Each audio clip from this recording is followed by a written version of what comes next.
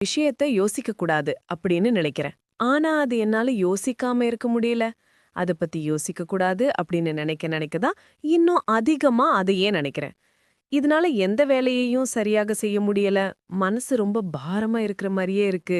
சரியா தூக்கம் கூட வரமாட்டேங்குது. அப்படின்னு புலம்புற எல்லாத்துக்கும் இந்த கதை ஒரு முற்றுப்புள்ளி வைக்கும். ஒரு ஊர்ல ஒரு வியாபாரி ஒருத்தன் இருந்தான். அவனுக்கு தன்னோட சிந்தனை தான் பெரிய பிரச்சனை. எப்போதும் யோசிச்சுக்கிட்டே இருப்பான். சாதாரணமா யாராவது ஏதாவது சொன்னா கூட, ஏன் இப்படி சொன்னாங்க? நம்மள இப்படி நினைச்சிருப்பாங்களோ? இல்ல இதனால சொல்லியிருப்பாங்களோ? அப்படின்னு தலைய போட்டு பிச்சுக்கிற அளவுக்கு அதிகமா யோசிப்பான். இப்படி அளவுக்கு அதிகமா யோசிப்பதால அவனால எந்த ஒரு வேலையிலயும் கவனம் செலுத்த முடியல. மனசு எப்போதும் குழப்பமாவே இருந்துச்சு. நிறைய எண்ணங்களால நிரம்பி இருந்துச்சு. இதனால அவன் போடுற திட்டம் எதையும் முடிக்க முடியல. திட்டங்கள் எதுவும் முடிக்க முடியாம பாதியிலே நின்னுச்சு. சரியான முடிவெடுக்க முடியல. அவனோட வியாபாரமும் தேய ஆரம்பிச்சு. எவ்வளவு முயற்சி செஞ்சாலும் அவனோட சிந்தனையில இருந்து வெளியே வர முடியல. அவ சிந்தனைக்குள்ளேயே சிக்கிட்டே இருக்கிற மாதிரி உணர்ந்தான். சில நேரம் அவனோட எண்ணமே அவனை நிம்மதியா இருக்க விடல. பயமும் கவலையும் அதிகமாயிருச்சு. ஒரு நாள் இத தாங்க முடியாம நகர எல்லைக்கு வெளியே காட்டுல வாழ்ந்திருந்த ஓர் துறவிய பார்க்க போனான். அவரை பார்த்ததும் வணங்கி, குருவே, என் மனசு ரொம்ப கவலையா இருக்கு. ஒருபோதும் சிந்திப்பதை நிறுத்தவே மாட்டேங்குது. என்ன செய்யறது அப்படின்னு தெரியல. ஏதாவது வழி சொல்லுங்க அப்படின்னு கேட்டான். துறவி அமைதியா கேட்டாரு. பதில் சொல்லலாம் அப்படின்னு சொல்லிட்டு கிளம்பினார். இருவரும் நடக்க ஆரம்பிச்சாங்க. வழியில ஒரு வயலை கடந்து போனாங்க. அங்க பூசணிக்காய் பயிர் செய்யப்பட்டு இருந்தது. துறவி அங்க நின்னு ஒரு பூசணிக்காயை எடுத்துக்கிட்டு மீண்டும் நடக்க ஆரம்பிச்சார். ஆற்ற அடைந்ததும் இடுப்பு வரையில நீருக்குள் இறங்கினார். அந்த வியாபாரியும் அவரை பின்தொடர்ந்தான். எதுவுமே பேசாம துறவி அந்த பூசணிக்காயை தண்ணீருக்குள் தள்ளினார். ஆனா அது மீண்டும் மேலே மிதந்து வந்தது. அவர் மறுபடியும் தள்ளினார், மீண்டும் மேல வந்துச்சு. இப்படியே பலமுறை செஞ்சாரு. அத பார்த்த அந்த வியாபாரி, குருவே, என்ன பண்றீங்க? துறவி, இந்த பூசணிக்காய மூழ்கடிக்க முயற்சிக்கிறேன். ஆனா அது திரும்பவும் மேல வருது. ஏன் தண்ணியில மூழ்க மாட்டிக்குது? அவன் உடனே, குருவே, அதுல காற்று நிரம்பி இருக்கு. அது வெளியேற விட்டா அது எப்பவுமே மிதக்கும் அப்படின்னு சொன்னான்.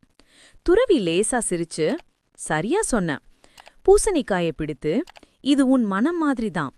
நீ எண்ணங்களை தள்ள முயற்சி பண்ணினா அவை மீண்டும் திரும்பி வரும். அதை திரும்ப திரும்ப கஷ்டப்படுத்தினா இன்னும் வலிமையாக மாறும். பூசணிக்காயை அவன்கிட்ட கொடுத்தார். இந்த பூசணிக்காயோட காற்றுதான் உன்னோட மனசுல நீ சேர்த்த நினைவுகள், பயங்கள், கவலைகள் எல்லாம். நீ இந்த பூசணிக்காயை இரண்டாக அறுத்து அதுல இருக்கிற காற்றை வெளியே விழ முடியும். ஆனா உன் மனச அப்படி செய்திட முடியாது. அவன் யோசிச்சு குழப்பமா இருந்தான். பிறகு கேட்டான், அப்படின்னா இந்த எண்ணங்களை எப்படிதான் அகற்றுவது? துறவி பூசணிக்காயை விட சொன்னார். அது மெதுவா மிதந்து நகர ஆரம்பிச்சது. அத காட்டி, நான் என்ன செய்தேன்? தள்ளுவதை நிறுத்திட்டேன். சாதாரணமா அது போக அனுமதிச்சேன். பாரு, அது தானா போகுது. உன்னோட மனசுல வரும் எண்ணங்களும் அப்படிதான். நீ அவைகளோட போராடினா அது இன்னும் வலிமையாகும். ஆனா நீ அமைதியா கவனிச்சா, எந்த எதிர்ப்பும் காட்டாம இருந்தா அது தானா விலக ஆரம்பிக்கும் அப்படின்னு மென்மையாக சொன்னார். அவன் இப்பதான் புரிஞ்சுக்கிட்டான். ஆஹா, இதுதான் விஷயமா குருவே? எனக்கு ஒரு நல்ல வழிகாட்டுனீங்க. ரொம்ப நன்றி. நீங்க மட்டும் சொல்லலனா நான் என்ன ஆயிருப்பேன்னு தெரியாது அப்படின்னு நன்றி சொல்லிட்டு கிளம்பி போனான். அந்த நாள்ல இருந்து அவன் சிந்தனையோட சண்டை போடல. எந்த ஒரு கவலை, சிந்தனை மனசுல வந்தாலும் ஒரு பார்வையாளரை போல அமைதியா கவனிச்சான். மெதுவா எண்ணங்களோட சக்தி குறைய ஆரம்பிச்சது. மனம் அமைதி அடைந்தது.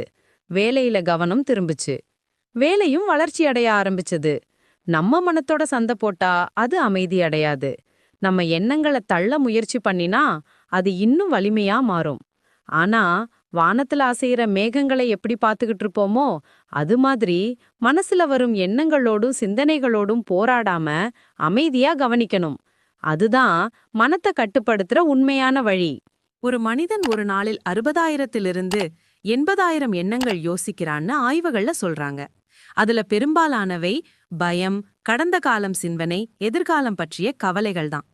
மனம் தனியா சிந்திப்பதில்ல. நாம மனசுக்குள்ள என்ன விதைத்து வைக்கிறோமோ அதைத்தான் சிந்திக்குது. மனம் அமைதியாயிடுச்சுன்னா வாழ்க்கையும் நிம்மதியா சந்தோஷமா போக ஆரம்பிக்கும்.